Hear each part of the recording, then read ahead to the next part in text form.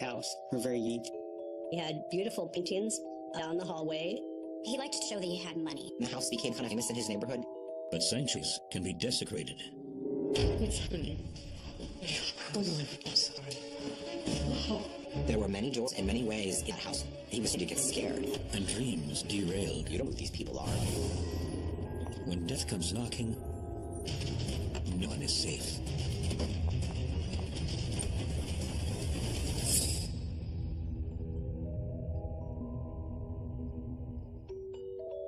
It's known as Hollywood's desert getaway. Palm Springs is pretty diverse. It has a big vacation population, a big destination population. He created Palm Springs in the 50s as a place where movie stars and people alike can come and play. They all homes in this neighborhood. Homes are all very big, and they're all very lavish. An ideal setting for long-term resident Clifford. It became kind of famous in his neighborhood because it was only built of its stature. Here, people watch out each other. Clifford's neighbors did keep an eye out on his house. One day, his neighbor across the street notices that Cliff's gate is ajar. And he's concerned because things just don't seem right with the door like that. So he calls the police. Detective Simon Min and his partner arrive minutes later. We checked inside the property, we checked the mailbox, we checked the trash cans, we checked everywhere where we could find something. There was a reason to go inside, and we didn't have any at the time. Since we had it, we left. But the next morning, Clifford Lambert's name comes up again. Hello, I'd like to file a missing persons report for Clifford Lambert. The missing persons report was filed by Clifford Lambert's friend. Cliff and I talk every day, and now he's vanished. He blew off our plans yesterday. I went to his house last night, he wasn't there.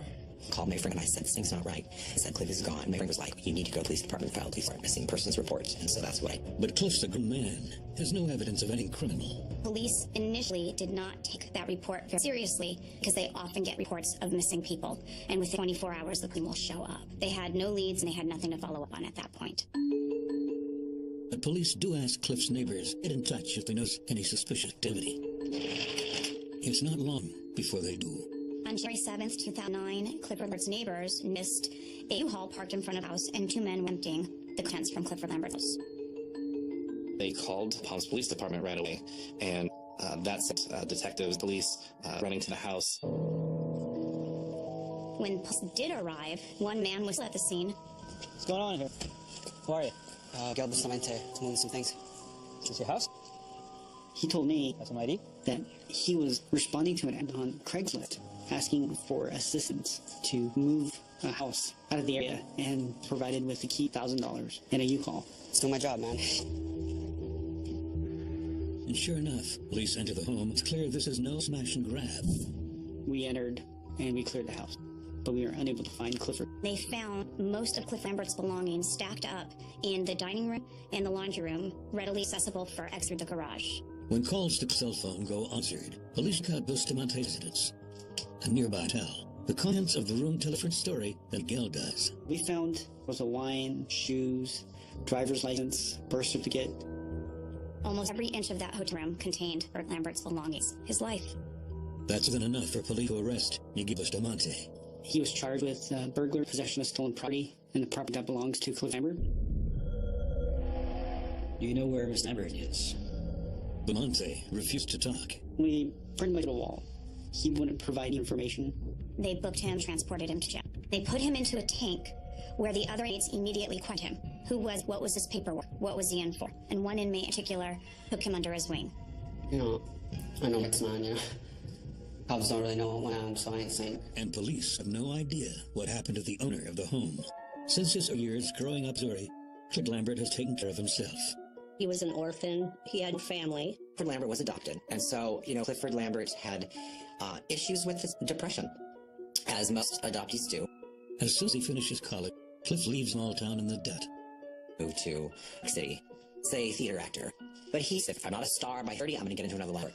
When his 50th birthday rolled around with no spotlight in sight, Cliff turns to his other passion, art. Cliff loved art. He loved the art of the art world. But he realized the reality of the normal person being able to afford to buy art, was impossible.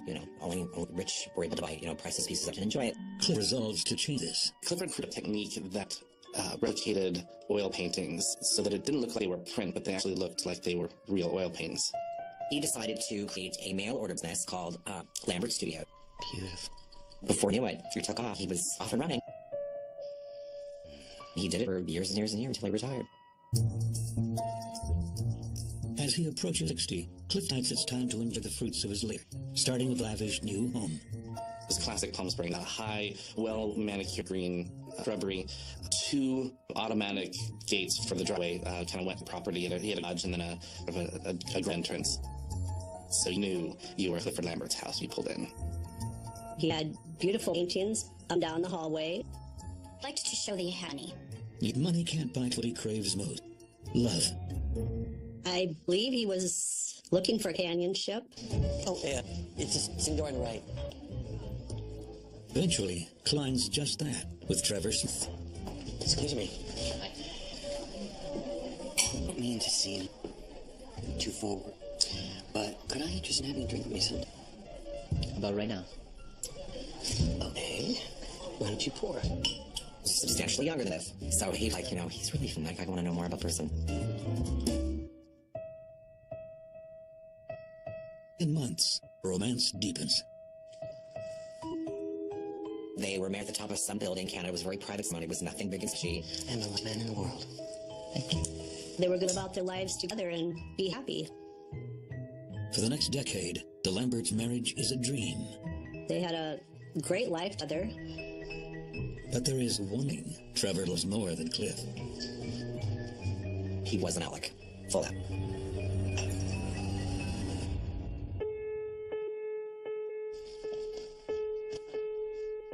By 2007, Dream has become a nightmare. He wanted to leave. Cliff said, that's fine. If you want to leave, I love you. I want you to be happy. The Lamberts are divorced. Cliff is heartbroken.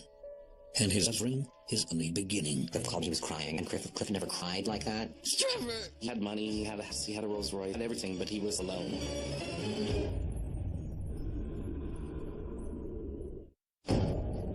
When wealthy architect Clifford Lambert's marriage sours, he's left divorced and embittered. Even hounded by the best life can offer, Cliff is lost. Cliff fell into a deep depression. He was very lonely.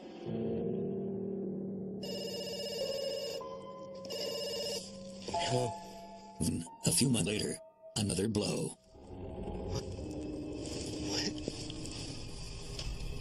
What?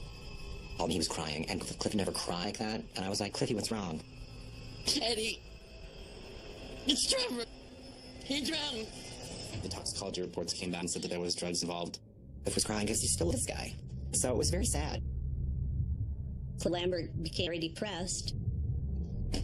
He was going through a hard time. That hard time does eventually fade. Good morning, Cliff. Good morning. What? Oh, somebody's hat this morning. Thank you.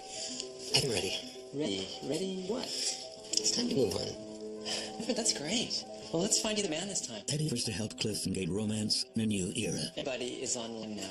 I was doing it. We'll do it. Everybody. Just a message, okay? There's really nothing to it. Perfect. That's great. Clifford Lambert had posted ads online to have young, attractive men spend a week with him, and if he, in fact, enjoyed their company, he would ask them to come back. Cliff would fly people down from San Francisco or wherever and let him stay at his house in the bedroom. No, thank you. Cliff was naive because you don't do that. You don't know who these people are. One day, Cliff was chatting online when he met Dan Garcia. And after talking for a while, he invited Daniel to come to his house for the weekend. The time when he met Daniel Garcia, Clifford Lambert was really looking to fill that empty void of being on. Hi. And when his date arrives, he's even better than Cliff imagined. Garcia was probably the most charismatic, I'm glad you come in. fun, entertaining person. Wow, you got a beautiful house. At the time, he was 21, and he just knew so much about the world. Daniel Garcia came across as very charming. Hurry up, close the door. Weekend passes in a blur of fun food, fart, and fine conversation. They spent some time together in the house. They went to together breakfast. Fries with limes. Yeah, for sure. Things are going well until Dan makes a small request. Cheers. Cheers. He wanted him to invest money in a business that he wanted to get going, StarTech. Cliff, I want to talk to you about something. Sure. Well, I'm starting this computer company. Basically, a program that helps track and report child predators online. I track down how to investigate and how to report child pornography on the internet. Is this why I came here? Were you even interested in me or just my mom? It's not like that. I think I'll retire early. I won't see you before you go. So, goodbye. Cliff, You've seen enough. Bye. Next day, Daniel leaves without a word. Cliff is relieved. When he checks his credit card statement, he finds a parting gift from Daniel. What? He ended up upgrading his return flight to first class on Clifford Lambert's credit card, unbeknownst for Lambert.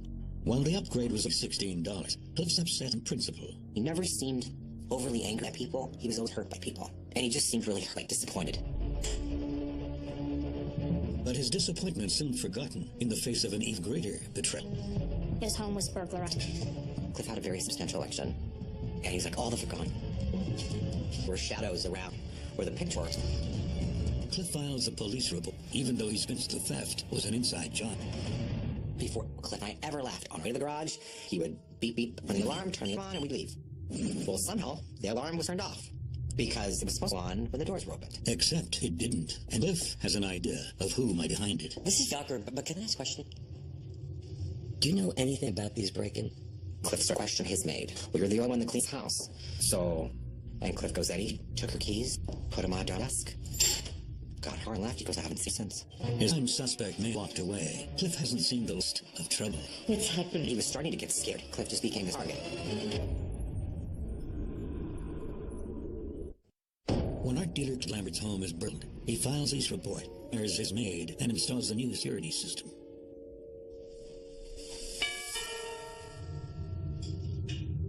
It's exactly a good time for a visitor.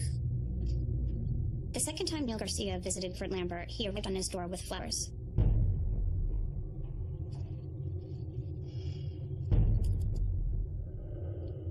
I just thought it was weird how Danny would just show up, suddenly, in Palm Springs.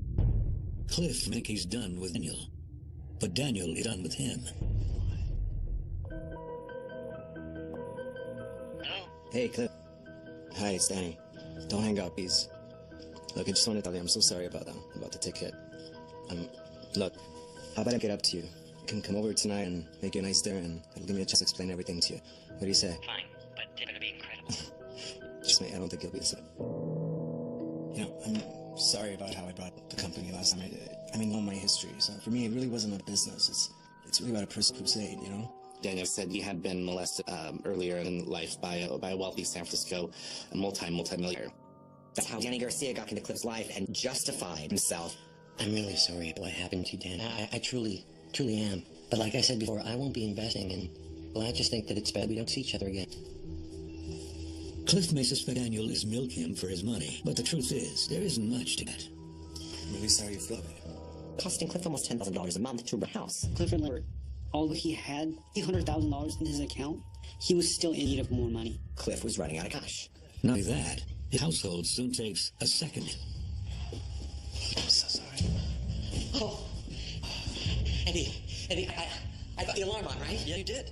I put the alarm on. I was concerned with Cliff's safety. It was the big house. There were many doors and many ways into that house.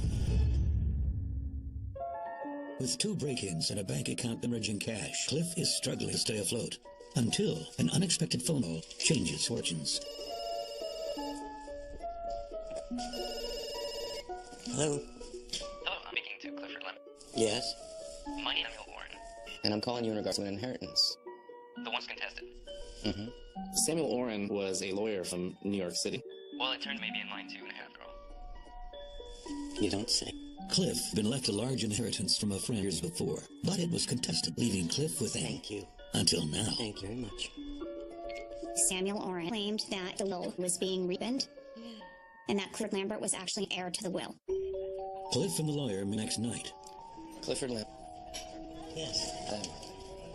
Hello? And Cliff likes what he sees. Clifford Lambert found Samuel Oren to be very charming. He was very taken with him. Can I get a scotch? Yeah. Thank you so much for meeting me today. Well, thank you for meeting me. Cliff is on cloud 9. Until he gets home.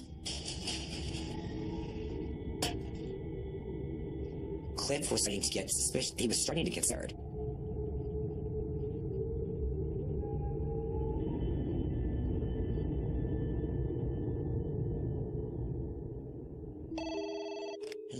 Clifford Lambert received a call from Samuel Wren again, saying that certain paperwork had not been signed and they needed to get together. It's important that they did quickly before he flew out to New York. When Samuel Wren arrives, Cliff is hoping the meeting will evolve beyond a business. Are you? This is the only place I need to be. Why don't you just tell me where I can freshen up? There's a washroom first door on the right. Only place he had to be. On December 6, 2008, Cliff Lambert did not show up to meet his friend Mulligan at the Festival of Lights parade. We were standing where we were standing. My friend says, "Where's?" And I said, "What do you mean, where's Cliff?" Cliff! On his way home, Ed stops by to check on Cliff. I was the only one that had a key, so always had to call me and ask me what was going with Cliff. I couldn't find him. There were cocktails that were sort of watered down, like people were drinking. I said, if he's got a date, I'm not going to tearing in there. But when he can't get on the phone the next morning, Eddie's concern grows. Between Clifford Lambert reported missing on December 7th and until the last week of December 2008, things were pretty quiet. Then, at the height of the hot season, police get a worrisome call. A real estate agent in Northern California said that a man had come to him to Clifford Lambert's home. Because the distance was so far to Palm Springs, the real estate agent became suspicious, looked up Cliff Lambert's name on the internet, and realized he was a missing person. Detective Min hatches a plan to flesh out whoever is behind his disappearance. Would you mind along with the sale so we can see what really is going on here? We had to allow the sale to go through in order to identify key players. As the police dig deeper, they learn that Cliff's power of attorney has signed over to a art dealer, Russell Manning. Russell Manning was a dealer. He was a very legitimate, successful art dealer in San Francisco. Russell Manning now had the ability to sell Clifford Lambert's house and to empty bank accounts. Except the paperwork was signed after Cliff cleared. And when San Francisco police looking for Manning, he too is missing. We need to track the notary who oversaw the signing of a document. Okay, the original. We called a notary. We asked him down to San Francisco Police Department where he can meet with detectives at the station. So many states don't require a thumbprint for power of attorney, but California does. Question is it Clifford's thumbprint? And if not, then whose is it? He would tell that he was the Prince of Paul. Yes? He had to look as surprised. What's going on, you know? It was very difficult to tell what was real and what wasn't. I'd like to file a missing persons report for Cliff Lambert. Spring social Clifford Lambert been missing for over a month, and suspiciously, power of attorney has been granted to an art dealer named Russell Manning. The Palm Springs PD traced the original document to scrutinize mandatory fingerprints. Police run the print, and their suspicion confirmed. Doesn't match those of Clifford Lambert's taken his house. It's not Russell Manning either. It actually belongs to a San Francisco lawyer named David Replogle. Lead police to a new theory. David Replogle posed as Clifford Lambert for a notary, and he signed power of attorney to Russell Manning. The question is, why? Police issue arrest warrants for both Manning and Replogle, but have leads on either man's location. And as police them out, another player springs Detective's real estate trap.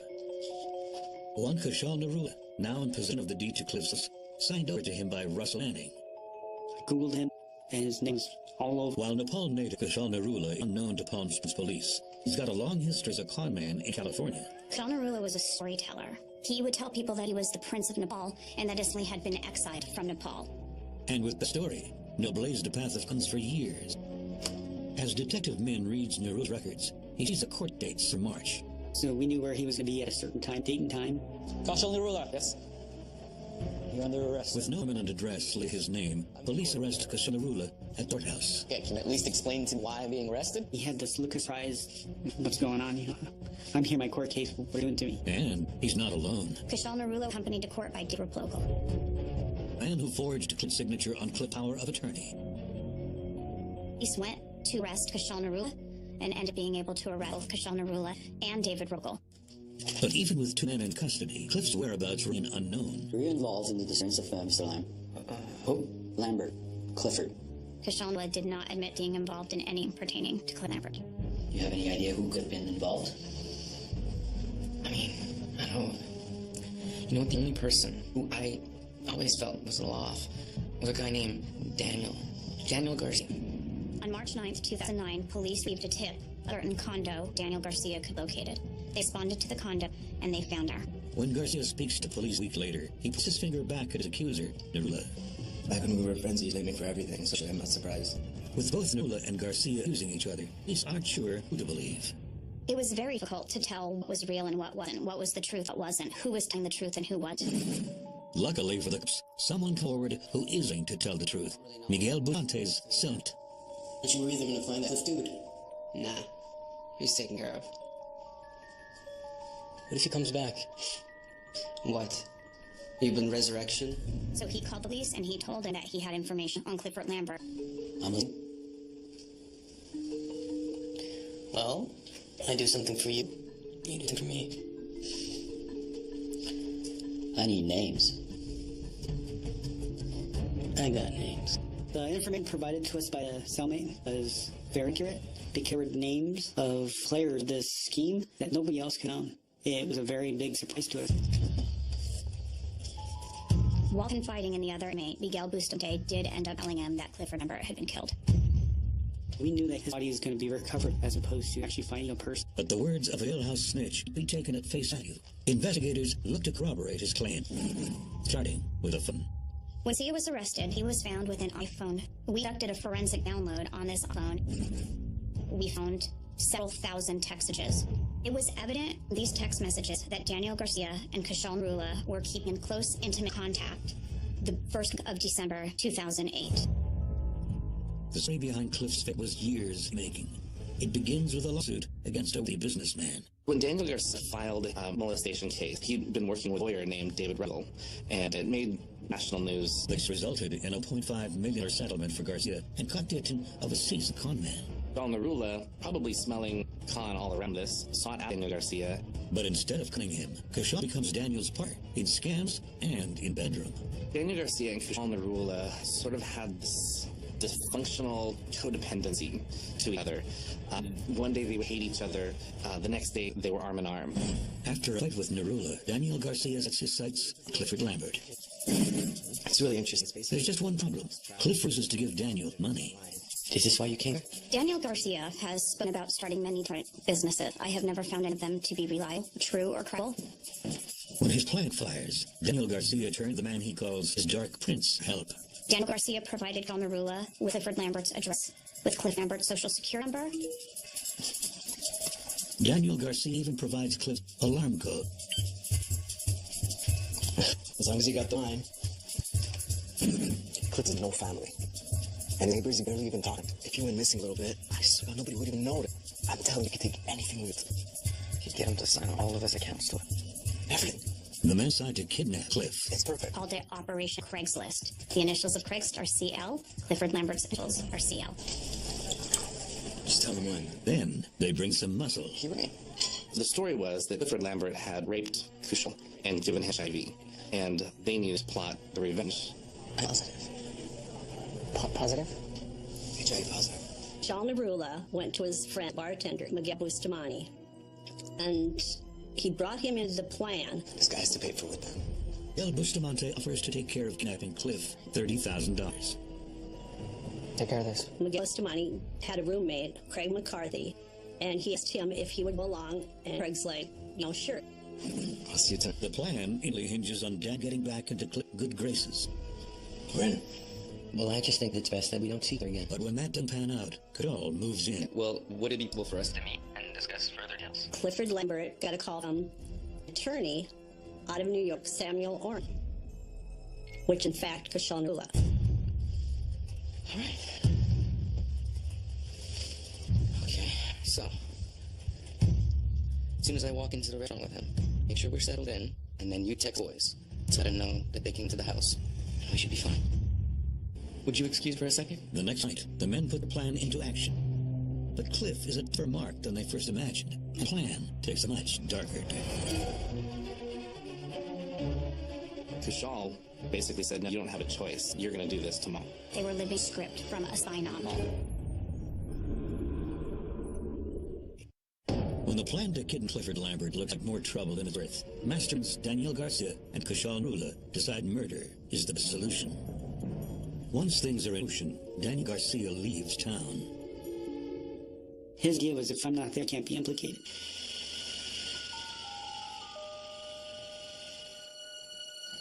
Meanwhile, Miguel's roommate Craig was with their new marchers to kill, not kid Cliff. They're looking around fools. They didn't have anything to kill him with. Craig McCarthy and Miguel Bustamante were supposed to have jumped out from their hiding spots and killed Clifford Lambert. One didn't jump out, either did the other.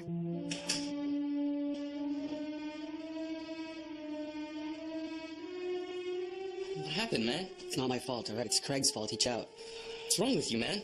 So Miguel Monte returned to meet with Cushall to give him bad news that they had, in fact, killed Clifford Lambert. Call. They said, no, you don't have ice. You're going to this tomorrow. I'll go at the house. I make sure it's dark and unlock the door for you. You wait for us in the kitchen, okay? No mistakes this time. Are you in a rush? Cliff, there's no one else I need to be. Why don't you just tell me where I can go freshen up? While Cushall Narula posed Samuel Oren was at Clifford Lambert's house that evening, he excused himself, saying he needed to use the restroom, went to the side door that comes off of the kitchen, and he allowed entry to Miguel Bustamante and Craig McCarthy. McCarthy and Miguel Bustamante armed themselves each with a knife of the butcher block. Sam, should we look? Cliff heard a noise in the kitchen. Unsure of why he would have noise, he entered the kitchen, only to find that there were two men lying in wait for him there.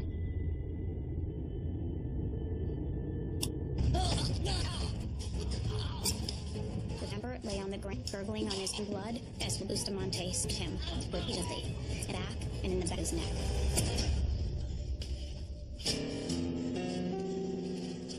Good job.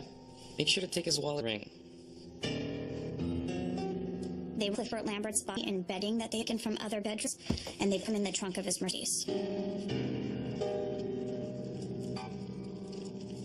Well, go bury it in the dirt. I don't know. I don't even want to know. Just deal with it. And they went bury Cliff's body. In the days following, the men take control of Cliff's finance. Use false ID. David replicated the identity of Clifford Lambert. He signed power of attorney Clifford Lambert's accounts, entire estate, and his real property to Russell Manning. Russell Manning walked the bank, withdrew $100,000, I believe, and then $30,000 on the same transaction. He was able to keep $5,000 of that money for his services. 4 men arrested and thousands of tests. The case is solved, but some sins remain. Men.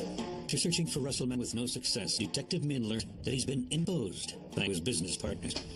Once they were done with him, sent him on a trip to Mexico, was then framed for possession of drugs. To prevent him from talking to anybody.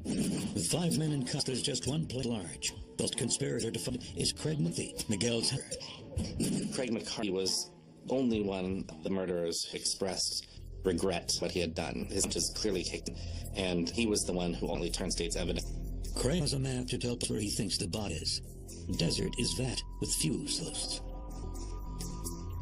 Unfortunately, we were never able to locate Clifford Lambert. Even without a body, the case is strong thanks to Lisa DiMaio's diligence. This group of co-conspirators took over Lambert's life, literally. They drained bank account, they used credit cards, they took his house. We fought and for everything she had, and to this day and to my last day, she will always be my hero. Daniel Garcia is the mastermind plan because he is the connection to Clifford Lambert. Nobody else had a connection to Lambert. Daniel Garcia, Al Narula, Miguel Bustamante, and David Raploga were all convicted of degree murder, special circumstance, amongst other charges. All 4 of them sentenced to life without the possibility of parole. Based on his agreement, Craig McCarthy was sentenced to 20 years in prison. Russell Manning was charged with burglary, ID theft, documents, and he's sentenced to 5 years. The bar slammed behind killers. Authorities are convinced that Garcia and Narula money wasn't the only motivation. The men involved in this case acted as if they were parts in a Hollywood movie. It was as if living a script from a spy novel. They were driven by greed, money, material possessions, and they thought that status was based on what they had versus who were. But when a foot is taken, the only thing left is memories. I've met a lot of people in my life. I've never met someone like Cliff. He was very gregarious. He was fun-loving. He enjoyed life. And every person that I met would look at me times and go, is he for? And I'd go, every single bit of him.